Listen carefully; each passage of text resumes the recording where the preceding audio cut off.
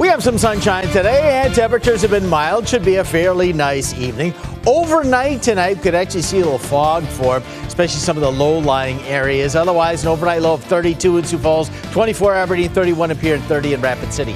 During the day tomorrow, we'll call it a partly cloudy Saturday and a little warmer than normal. 60 in Sioux Falls, 59 in Aberdeen, 61 in Pierre, 61 in Rapid City. Now, there could be some sprinkles or light showers in eastern KELOLAND late in the day tomorrow evening, but a really good chance of rain across KELOLAND on Sunday. We'll have that weekend forecast coming up. KELOLAND News starts now. Live from KELOLAND Media Group. KELOLAND News, first at 4. South Dakota's voting system went down this afternoon. A look at how this impacted wait times in Minnehaha County. Plus, the deaths of 2 children with autism are getting the attention of Minnesota leaders, how they're trying to put an end to drownings. And later, downtown Sioux Falls kicking off the holiday shopping season with a fundraiser, how you can help a local nonprofit and get some deals. Good afternoon, and thanks for tuning in to First at 4. I'm Dan Santella. And I'm Kelly Volk.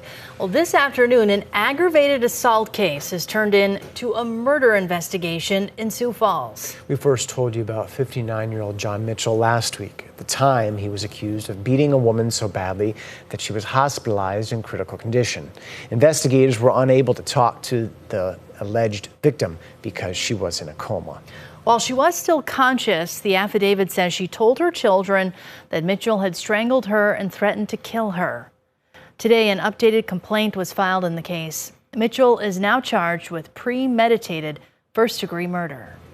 Early absentee voting in the state of South Dakota came to a halt today because of computer system crash. In Minnehaha County, already long lines at the county administration building grew even longer with the delay. The Secretary of State's office called it a, quote, temporary technical issue with the voter check-in system. In Minnehaha County, there was no voting for about 2 hours. The computer program the state uses to verify voter registration came back online shortly before 2:30. Well, some voters will be casting a ballot for the first time on Election Day. 20-year-old Augie student Skylar Stark's voting place is near campus. She says she'll do it first thing in the morning on Tuesday. It feels like I'm fulfilling my civic duty, and it makes me really proud to have an opportunity to do that and be comfortable with it and actually know somewhat what's on the ballot this year. Coming up tonight on KELOLAND News, find out what's important to young voters in the election. If you're feeling anxiety related to the upcoming election, perhaps about a certain candidate, a particular issue, or maybe even the opinion shared by a family member, well, you're far from alone.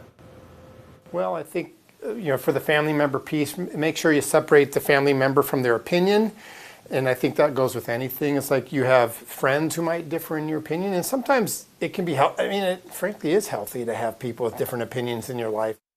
Coming up tonight, 10 o'clock, we're looking at how to manage election-related stress in a healthy way.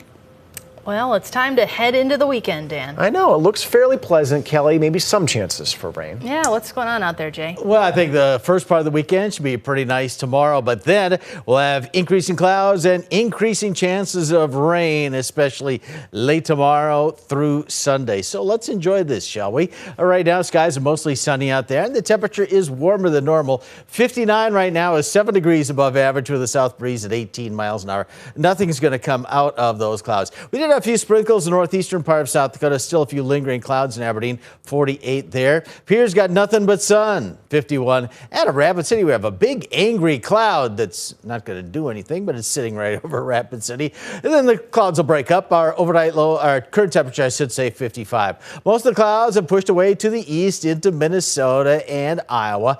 Our temperatures are a little above normal. It's kind of cool up in northeastern South Dakota. Temps in the low 40s there. They've had pass through that region. For tonight, a low of 32 in Sioux Falls, 24 in Aberdeen. And by the way, eastern KELOLAND could start with a little patchy fog tomorrow morning. 31 the overnight low in Pierre, 30 in Rapid City. Then tomorrow, partly cloudy, 60 in Sioux Falls with a southeast breeze, 59 Aberdeen, 61 in Pierre, 61 in Rapid City. Could see some afternoon and evening showers here in Sioux Falls, Aberdeen, and eastern KELOLAND. But the better chance of rain is Sunday into Monday, and we could get some soaking in places. We'll have that forecast in just a little bit. Sounds good. Thank you, Jay. 2 tragic deaths of Minnesota children with autism are getting the attention of state leaders. David Schuman looks at the action being pushed at the top to put an end to drownings. In the land of 10,000 lakes, all that water can turn deadly. This summer, 4-year-old Waze Muhammad drowned in Hopkins. 11-year-old Muhammad died the same way in Eden Prairie earlier this month. Both boys had autism. Both eloped or escaped and went missing from their homes. How do we ensure that a child is safe, especially if they're nonverbal and very vulnerable? I think that swimming should be provided for free. It should be a universal thing for all children to learn how to swim. Last week, we spoke to parents of children with autism who live in constant fear of their kids running away. Their efforts to make change are reaching the Capitol, where state lawmakers met with advocates for 2.5 hours Tuesday about real-world safety measures. All we want to do is to make sure that these families of children with disabilities and autistic children have fair access services. Parents spoke of a months-long waiting list to receive state services.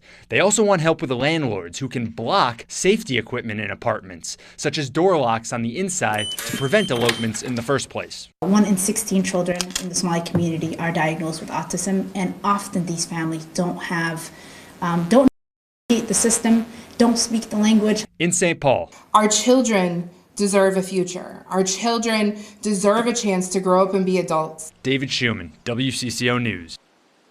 The group of parents and advocates is pushing for an official state task force to figure out why autism affects the Somali community at a much higher rate. A drinking water notice has been issued in Thurston County, Nebraska. That was issued Thursday night. People using the Thurston County rural water system are told not to drink or cook with the water until further notice. A sample collected from the water system showed high levels of nitrate in the water. The levels measured 15 milligrams per liter, and the maximum safety level is 10 milligrams per liter. Day of the Dead festivities are growing here in the United States. The spiritual holiday, also known as Dia de los Muertos, is held on November 1st and 2nd, when, according to tradition, the dead return to Earth to visit their loved ones. The biggest celebration is in Mexico City, but there's also an increasing number of festivities in the United States, from Times Square to Los Angeles. The largest U.S. celebration, though, is in San Antonio, Texas. Organizers estimate more than 250,000 people turn out for one or more events during the week-long celebration. This is about authenticity. It is a real celebration that the Mexican culture has embraced for thousands of years. And we have embraced it inside the United States because that is part of our culture as well. Those who celebrate prepare ofrendas, for offerings for their loved ones, which are laid out in an altar, a memorial to honor their family members who have died.